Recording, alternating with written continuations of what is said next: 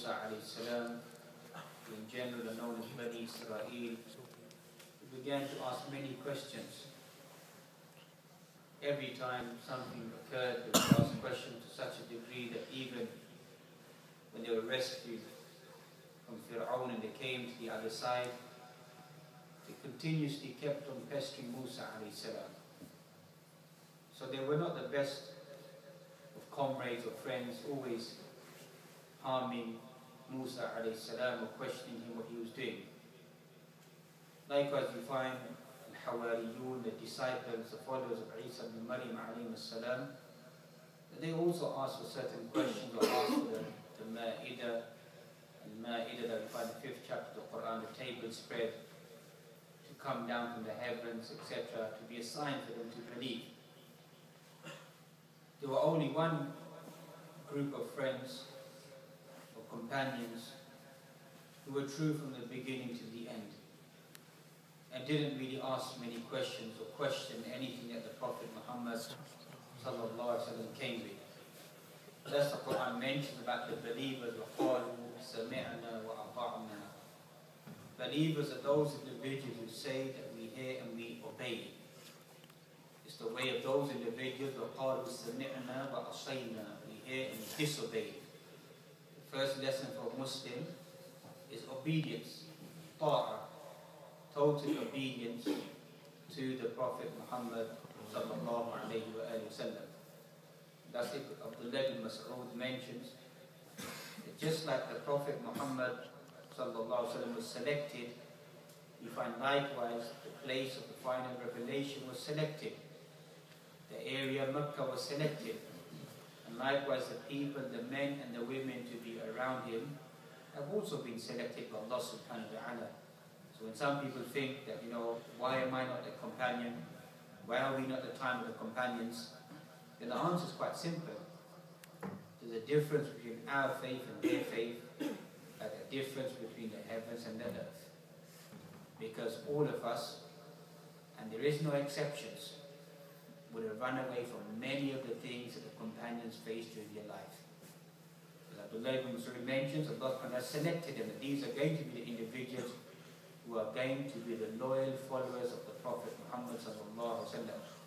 As you find Abdullah ibn Abbas mentions, they only asked some 10 or 11 questions.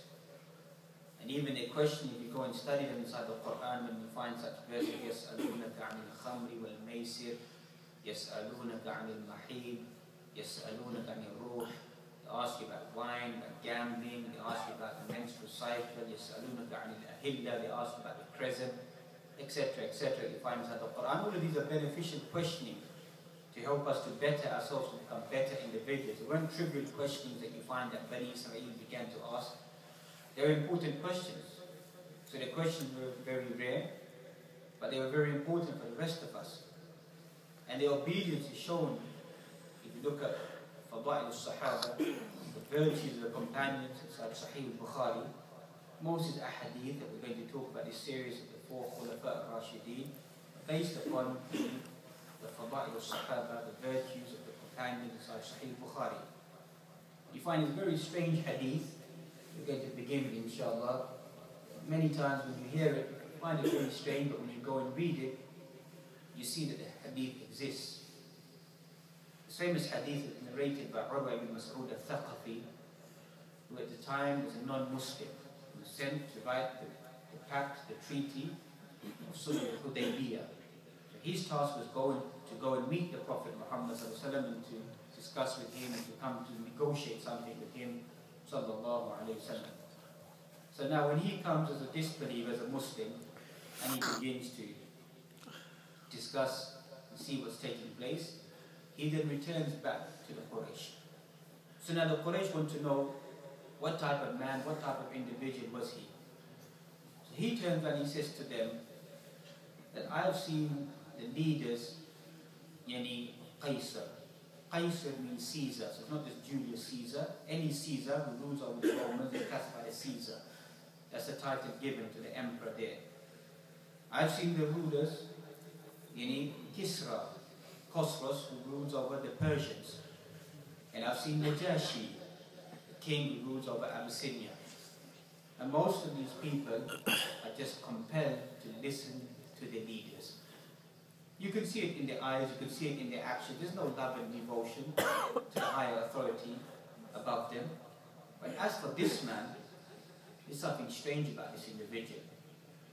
If he was to spit, they would catch his saliva and rub it over their faces. If he was to perform wudu, كَادُوا يَقْتُلُونَ بَعْضُهُمْ بَعْضًا, they would fight one another to make sure that the remnants, athar wudu, the water doesn't touch the floor.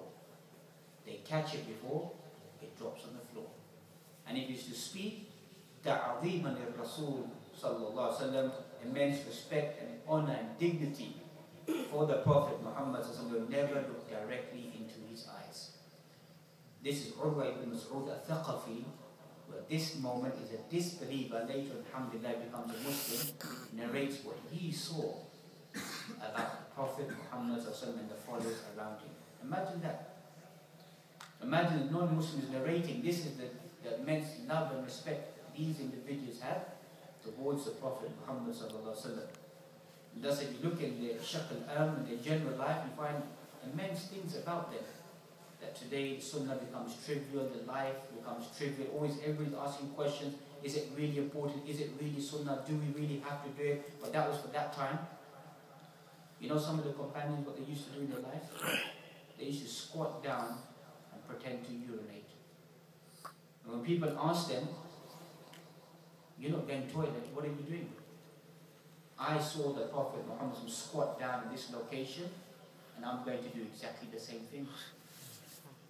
Riding their camel, just turn their camel around. Abdullah bin Abbas said, why did you turn your camel around? There's no obstruction. He goes, I recall seeing the Prophet Muhammad turning his camel around this location. I wanted to follow suit.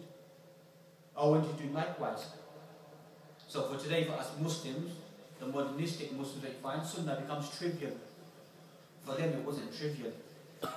For them, when they began to fail or began to face problems, you know what they used to say? What are we missing out? Today we miss everything of the sunnah.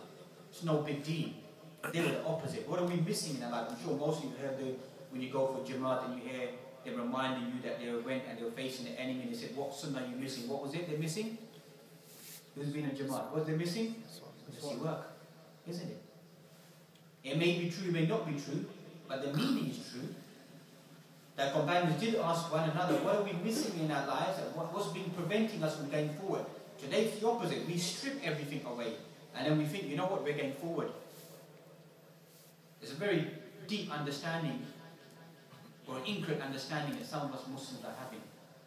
The Quran mentions, فَإِنْ آمَنُوا بِمِثْلِ مَا آمَنْتُمْ بِهِ فَقَدْ اهْتَدَوْا. If you believe as they believe, you will be what? Rightly guided. That's how simple the answer is. It's not rocket science. You don't need academia. You don't need a big title. You don't need Cambridge University. You don't need Oxford University. You don't need ulama. You don't need this. You don't need that. You understand this in your life? That's what the Quran is saying. You believe as they believe, you will be rightly guided. Likewise, that's Surah An-Nisa, the Quran mentions, وَمَنْ يُشَاقِقِ الرَّسُولِ مِنْ بَعْدِ مَا تَبَيَّنَ الْهُدَى وَيَتَّبِعْ غَيْرَ سَبِيلِ الْمُؤْمِنِينَ نُوَلِّهِ مَا تَوَلَّى وَنُصْلِهِ جَهَنَّمَ وَسَاءَتْ مَصِيرًا. That's Surah An-Nisa, the 4th chapter of the Quran, either verse 100 or 115, my memory serves me correctly stage. Whoever contends with the messenger after the guidance has been shown to the individual, وَيَتَّبِعْ غَيْرَ سَبِيلِ الْمُؤْمِنِينَ, and follows a path other than the way of the believers. Now the question comes in, who are the believers? Who are the believers? The believers are who? The companions. Full stop. All ayah is a general rule inside the Quran. When the Quran praises about those individuals, إِنَّ الَّذِينَ قَالُوا رَبُّنَا اللَّهُ ثُمَّ اسْتَقَامُوا, those who say our Lord is Allah, then remain steadfast, the angels come down upon them. Believers are those individuals when they hear the ayat of Allah subhanahu wa ta'ala, وَجِلَتْ قُلُوبُهُمْ, their hearts begin to quiver, begin to shake. Those who remain steadfast when the two enemies meet, etc. The general golden rule about all these ayat, firstly, كُنْتُمْ خَيْرَ أُمَّةٍ أُخْرِجَتْ لِلنَّاسِ, the best ummah ever raised up, we order the good, forbid the evil. Is it the movements around us? The golden rule is that these ayat apply to who? They are revealed regarding the companions. That's what we need to understand. So the methodology, the companions, what needs to be discovered once again, and that's what we need to hold fast to be successful. And thus we find that the companions are the ones that to be followed. Their ijma', their consensus, the things that they agree upon, is strong evidence. Person shouldn't belittle it. That's what you find today. Person says, Abdullah ibn Abbas said this, radiallahu ta'ala anhuma. Person come along and say, well, so and so said this. Well, firstly, who is so and so? Compared to Abdullah ibn Abbas, Turjaman al-Quran, the one who's the mufassir of the Quran. Strong evidence. Anybody else comes along, not discrediting them, but disrespecting them. But this is the problem many Muslims are facing at the moment. You quote to them companions, they quote to you celebrities. These are the celebrities, these are the icons. If there's icons that we look up to, you look up to the companions. Because they were the men and the women around the Prophet Muhammad. That's why Ibn Abdul Barr, famous Andalusian scholar, mentions the preservation of Islam. Obviously Allah subhanahu wa ta'ala has taken that responsibility upon himself subhanahu wa ta'ala. But that sabab, that reason, or the way that it's preserved, is via who? Is via the companions. That's how simple it is. Ibn Hajar al-Asqalani mentions that a Sahabi, a companion, is one. Any individual who met the Prophet Muhammad, not just saw the Prophet Muhammad, because some companions were blind, met the Prophet Muhammad, even for a short while, or a split second, if I was a Sahabi, that person is a companion. وَآمَنَ بِهِ وَمَاتَ عَلَى ذَلِكَ, believed in him and died upon belief in him, is classified as a companion. So that's why it becomes paramount for us Muslims to go back and read about their lives, to discover who these individuals are. Just like in today's world, we find everybody knows about what's going around in the world, everything that takes place around us. Most of even us, we're aware of what takes place, of various celebrities and public names, or whatever it may be. But how many of us are aware of the companions? How many of us are aware of their names, their struggle, their striving? How many of us look up to see these individuals as role models and read about them and study about them? And many of us, Muslims, can't seem to take interest because our icons become other individuals. But these icons were individuals who were paramount, that you find great inspiration inside their lives. And especially in the four Khulafa al-Rashidin. These four Khulafa that we find, the hadith is quite clear. عَلَيْكُمْ بِسُنَّتِي وَسُنَّةِ الْخُلَفَاءِ الرَّاشِدِينَ الْمَهْدِيِّينَ أَعَدُّوا عَلَيْهَا بِالنَّوَاجِذِ. Upon you to follow my sunnah and the sunnah of the rightly guided Khulafa who come after me. Hold fast to the teaching with your molar teeth. Just like you chew, you bite something, you bite in a piece of flesh, a piece of meat that you find, you rip it off, you hold fast with your molar teeth. That's how harshly you should hold fast to the sunnah, the teachings of the Prophet Muhammad, and likewise his companions that he came with. Because in general, most of the teachings don't go against the practice, against the sunnah. They only came and they revived the teachings of the Prophet Muhammad. So these four khulafa that we find, Abu Bakr, Umar, Uthman and Ali, some difference among Ahl Sunnah that we tolerate, whether Ali was the third Khalifa or Uthman was the fourth Khalifa. That's been documented in some books of Aqidah. Anything other than that, we will not tolerate. So somebody comes along and says that Ali should have been the second Khalifa, he should have been the first Khalifa, or he should have been the messenger. Those people are outside the creed of Ahl Sunnah.